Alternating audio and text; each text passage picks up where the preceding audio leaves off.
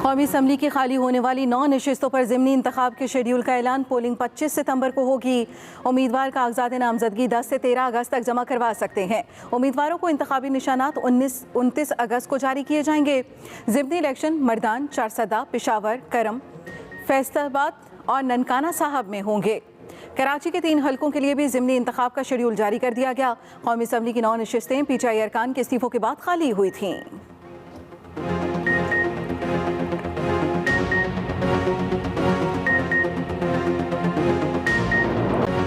यौम इस्तेहसाल कश्मीर पर मकबूजा वादी समेत दुनिया भर में भारत के खिलाफ मुजाहरे।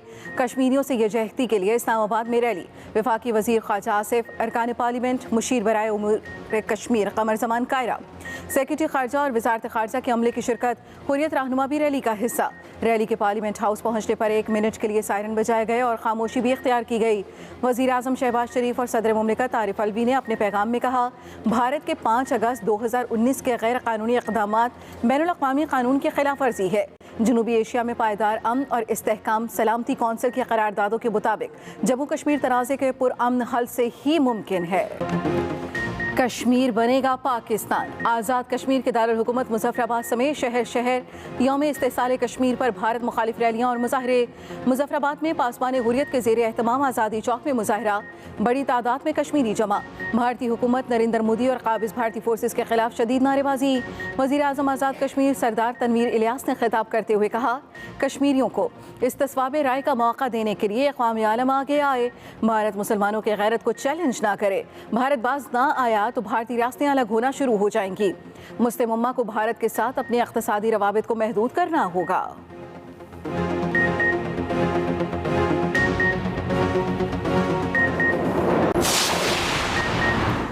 वज़ीर आज़म शहबाज शरीफ का जनूबी पंजाब और जनूबी बलूचिस्तान के सैलाब मुतासरा इलाकों का दौरा। वज़ीर आज़म को डेरा गाजी खान और रोजान में सैलाब से होने वाले नुकसानात, रेस्क्यू और रिलीफ के लिए कार्रवाइयों पर ब्रीफिंग दी गई। वज़ीर आज़म शहबाज शरीफ ने कहा, सैलाब मुतासरीन की बहाली के लिए सूबाई हुकूमतों के साथ मिलकर काम कर रहे हैं। मुतासरीन के नुकसान का जायज़ा लेने के लिए जॉइंट सर्वे की ज़रूरत है। विफाक की जानिब से दी जाने वाली इमदादी रकम सैलाब मुतासरीन पर ही खर्च होनी चाहिए।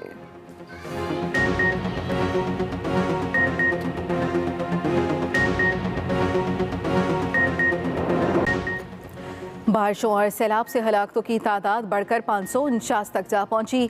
NDMA और PDMA के आदाद-ओ-शुमार के मुताबिक मुख्तलिफ वाक़यात में 628 अफराद ज़ख्मी भी हुए। सैलाब और बारिशों से 21,946 मकानात को नुकसान पहुंचा। वज़ीर आज़म की हिदायत पर सैलाब मुतासरीन को फ़ीकस 10 लाख रुपए के इमदादी चेक्स की तरसील जारी। NDMA ने इमदादी सामान से SDMA, PDMA सिंध और बलूचिस्तान के हवाले कर दिया। इमदादी सामान में खैमे, तरपालें, कंबल, मच्छरदानियाँ शामिल हैं। दूसरी जानिब मुल्क में बारिशों का 30 साला रिकॉर्ड टूट गया। बलूचिस्तान में 305%, सिंध 218, पंजाब 101, खैबर पख्तूनख्वा में 26 और गिलगित बल्तिस्तान में 68% ज़्यादा बारिशें हुईं।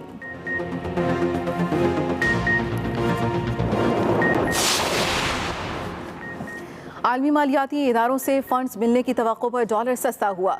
दोस्त ममालिक से भी मदद का इम्कान है। दरामदात कम होने से मसले हल हो रहे हैं। वज़ीर ख़जाना मिफ्ता इस्माइल का पाकिस्तान स्टॉक एक्सचेंज का दौरा। रवायती घंटा बजाकर कारोबार का आगाज़ किया। वज़ीर ख़जाना ने कहा, डीजल और पेट्रोल की कीमतें बढ़ने से महंगाई बढ़ी। बिजली की कीमतों में इजाफा 3 किस्तों में किया गया। बिजली की कीमतें बढ़ने के तमाम असर आवाम पर नहीं होंगे। हमें टैक्स वसूलियों में इजाफे की ज़रूरत है। पिछले साल हमने 80 अरब डॉलर की दरामदात की, 40 अरब डॉलर से ज़ायद का तिजारती खसारा किया। कोई भी मुल्क इतने बड़े जारी खातों से नहीं चल सकता। इस साल बजट खसारे को कंट्रोल करना है। पेट्रोलियम मसनूआत की कीमतों का तयन हफ्तावार या 15 रोज़ बाद। पेट्रोलियम मसनूआत की कीमतों से मुतालिक नया फार्मूला आज तय किया जाएगा। इजलास में वजारत ख़जाना, वजारत पेट्रोलियम और साबिक वज़ीर आज़म शाहिद खाकान अब्बासी शरीक होंगे। ज़राए के मुताबिक डॉलर और आलमी मंडी में पेट्रोल की कीमतों में कमी के बाद आवाम को फ़ायदा पहुँचाने के लिए हर हफ्ते पेट्रोलियम मसनूआत की कीमतों में कमी की जाएगी। अगर आलमी मंडी में कीमत बढ़ेगी तो हर हफ्ते कीमत बढ़ाना पड़ेगी। शुरा पेट्रोलियम मसनूआत की कीमतों के तयन के हवाले से फैसला करके शाम को वज़ीर आज़म को आगाह करेंगे।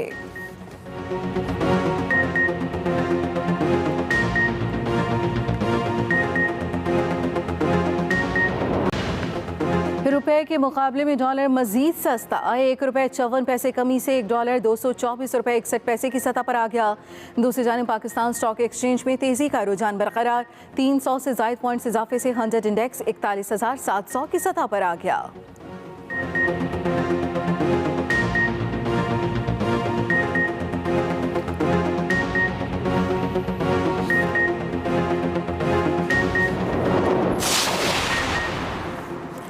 पीटीआई रहनुमाओं के लिए बड़ा रिलीफ, पंजाब पुलिस ने बेगुनाह करार दे दिया। तहरीक इंसाफ के रहनुमाओं ने लाहौर की इंसदाद दहशतगर्दी अदालत से अबूरी जमानतों की दरखास्तें वापस ले लीं। दरखास्तें वापस लेने वालों में शफकत महमूद, डॉक्टर यास्मीन राशिद, हमाद अजहर, अंदलीब अब्बास, महमूद रशीद, जमशेद चीमा, मुस्तरद जमशेद चीमा, एजाज चौधरी, मियां असलम इकबाल और दीगर शामिल। पुलिस की जानिब से अदालत में बयान दिया गया, मुल्जिमान का इन मुकदमात में कोई किरदार नहीं और किसी की गिरफ्तारी दरकार नहीं। थाना गुलबर्ग, भाटी गेट, शफीकाबाद, थाना शादरा में दर्ज मुकदमात में दहशतगर्दी की दिफात खत्म और तमाम अफराद को बेगुनाह दे दिया गया।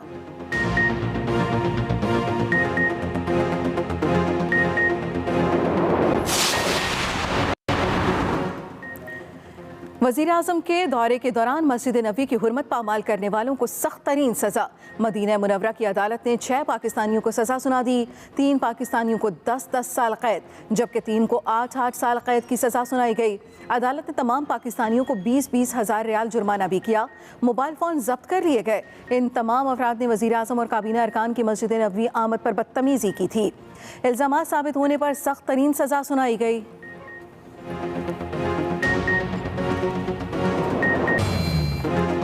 कोरोना वबा ने मजीद 2 जानें ले ली। कौमी अदारा सेहत के मुताबिक गुज़श्ता 24 घंटे में 750 नए केस सामने आ गए। मुल्क भर में कोरोना के मुस्बत केसेस की शरह 3.5% से ज़ायद रही।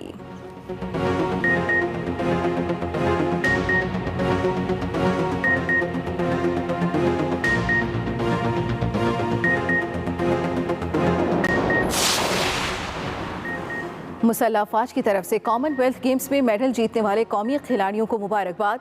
DGISPR major general Babar Iftikhar की नू दस्तगीर बट को गोल्ड मेडल और शाह हुसैन शाह को कांसी का तमगा जीतने पर मुबारकबाद। ट्वीट में लिखा, दोनों खिलाड़ियों ने मेडल्स जीतकर पाकिस्तान का झंडा फख्र से बुलंद कर दिया। पाकिस्तान जिंदाबाद।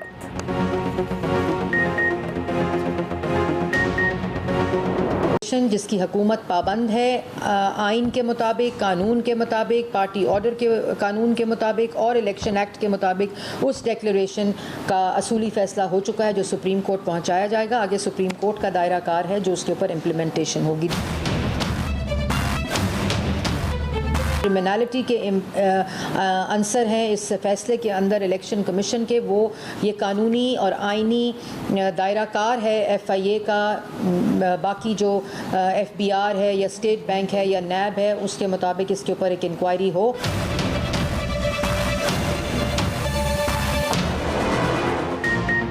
हुकूमत का PTI के खिलाफ डिक्लेरेशन सुप्रीम कोर्ट भेजने का फैसला। FIA को जाली अकाउंट्स और मनी लॉन्ड्रिंग की तहकीकात की हिदायत। जुर्म में शामिल तमाम लोगों के खिलाफ इंक्वायरी शुरू। वज़ीर आज़म की ज़ेर सदारत वफाकी काबीना के इजलास में बड़े फैसले। वज़ीर इत्तलात मरियम औरंगज़ेब ने बताया, ममनुआ फंडिंग के मामले पर PTI के खिलाफ कार्रवाई का फैसला किया गया। तहरीक इंसाफ गैर मुल्की इमदाद लेने वाली जमात करार पाई। जल्द डिक्लेरेशन तैयार करके सुप्रीम कोर्ट भेजा जाएगा। केस की तहकीकात FIA करेगा। मुल्क में आने वाले फंड्स कहाँ कहाँ लगे, मुकम्मल तहकीकात होंगी। वज़ारत कानून 3 दिन में कानूनी और आइनी मामला तय करेगा। इमरान खान के दौर में ये फैसला आता तो बगैर कार्रवाई सारे लोग जेल में होते। हुकूमत इलेक्शन कमीशन के फैसले पर एक्शन लेने की पाबंद है। केस से हुकूमत का कोई ताल्लुक नहीं। अकबर एस बाबर फरीक थे।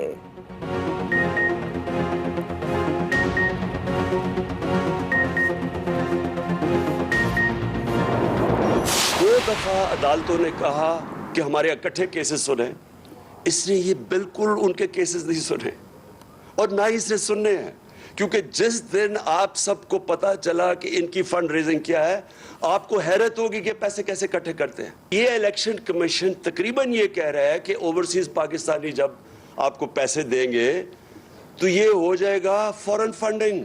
क्या आपको पता भी है कि फंड रेजिंग होती कैसे पॉलिटिकल? क्या आपने तहकीकात की इस पे? फॉरेन फंडिंग ये है कि जब आप किसी और बैरून मुल्क से पैसा इकट्ठा करें। कौम को कंट्रोल करने के लिए इलेक्शन कमीशन का इस्तेमाल किया गया। इलेक्शन कमीशन एक तरीका है जिससे लोगों को गुलाम बनाना है। पैसे के बगैर सियासी जमात कैसे चल सकती है। इमरान खान ने इलेक्शन कमीशन के फैसले को तजादात से भरपूर करार दे दिया। कहा EVM आएगी तो इलेक्शन कमीशन में खुफिया हाथों की गेम खत्म हो जाएगी। बदकिस्मती से कुछ कुव्वतें आवाम की राय को कंट्रोल करना चाहती हैं।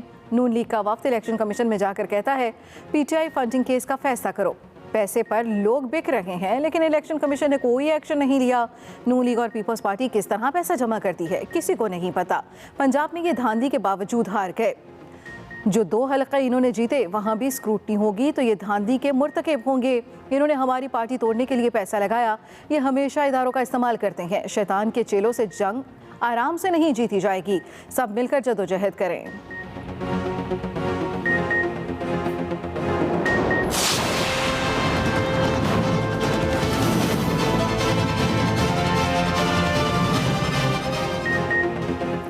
PTI ने चीफ इलेक्शन कमिश्नर के खिलाफ रेफरेंस चंद ही घंटों में वापस ले लिया। तहरीक इंसाफ ने सुप्रीम कोर्ट जुडिशल कमीशन में दायर रेफरेंस में मौक़िफ़ इख्तियार किया। चीफ इलेक्शन कमिश्नर जानबूझकर बदइंतज़ामी कर रहे हैं। अपनी आईनी जिम्मेदारियां दुरुस्त तरीके से अदा नहीं कर रहे। हुक्मरान इत्तेहाद इनसे मुलाकात भी कर चुका है। ममनुआ फंडिंग का फैसला जल्द अज जल्द सुनाने के लिए दबाव डाला गया। मुलाकात के चंद रोज़ बाद ही ममनुआ फंडिंग का फैसला सुना दिया गया। तहरीक इंसाफ ने कुछ ही घंटे बाद रेफरेंस वापस ले लिया। फैसला रेफरेंस में मजीद कानूनी पहलुओं को उजागर करने के लिए वापस दिया गया। फैसला तब्दील होने के नुकात शामिल करने का फैसला किया गया।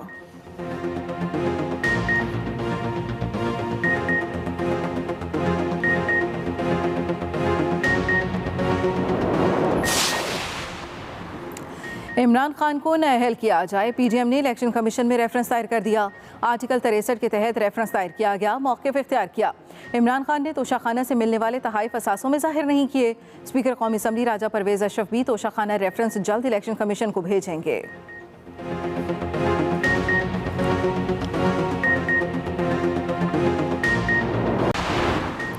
नवाज शरीफ ने पार्टी फैसलों का इख्तियार अपने पास रख लिया। मरियम नवाज को इमरान खान के खिलाफ अहम जिम्मेदारी सौंप दी। मरियम नवाज मुतहरिक। नून लीगी कायदीन को ममनुआ फंडिंग का मामला ज़्यादा से ज़्यादा नुमाया करने की हिदायत। ज़राए के मुताबिक मरियम नवाज ही की हिदायत पर गुज़श्ता रोज़ दीगी रहनुमाओं ने ताबड़तोड़ न्यूज़ कॉन्फ्रेंसेस की। अब रहनुमा रोज़ाना की बुनियाद पर न्यूज़ कॉन्फ्रेंस करेंगे। इमरान खान को तनकीद का निशाना बनाया जाएगा। मुल्क भर में वर्कर्स कन्वेंशन होंगे। मरियम नवाज खिताब करेंगी।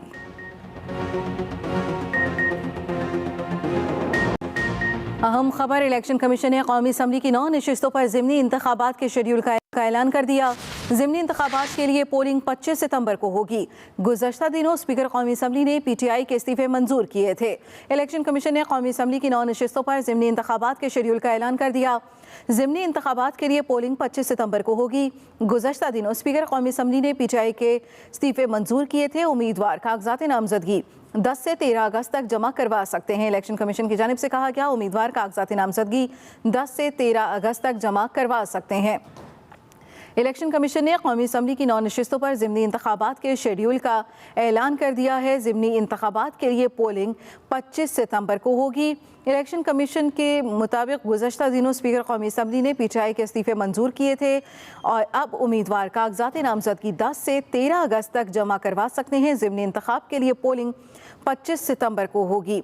गुज़श्ता दिनों स्पीकर कौमी असम्बली ने PTI के इस्तीफ़े मंजूर किए थे। मज़ीद तफसील जानेंगे अपने नुमाइंदे साकिब वर्क से। साकिब, क्या तफसीलात हैं आपके पास?